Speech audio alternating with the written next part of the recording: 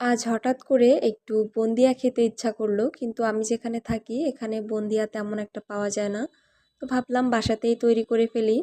তো বুন্দিয়া তৈরি করার জন্য আমি 250 গ্রাম মতো বেসন নিয়েছি, সামান্য পরিমাণ বেকিং পাউডার আর হাফ কাপ মতো জল দিয়ে আমি একটা স্মুথ ব্যাটার তৈরি করে নিলাম। এরপরে তেল গরম করে আমি একটা ঝাঁঝরি চামচ নিয়েছি।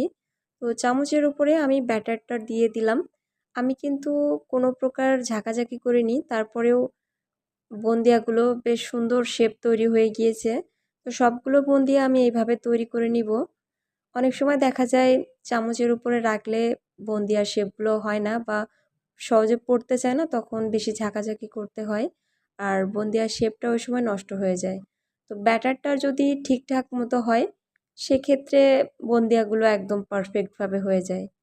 তো হালকা করে ভেজে আমি সবগুলো বুন্দিয়া তৈরি করে নিলাম। এরপর চিনি শিরা তৈরি করার জন্য আমি 250 গ্রাম মতো চিনি দিয়ে দিলাম, সাথে 100 গ্রাম মতো জল দিয়েছি। চিনিটা গলে গিয়ে 1 থেকে 2টা বলক ওঠার সাথে সাথে আমি চুলাটাকে অফ করে দিয়ে বুন্দিয়াগুলো দিয়ে একটু মিশিয়ে নিলাম। এভাবে আধা ঘন্টা মতো রেখে দিলেই যথেষ্ট।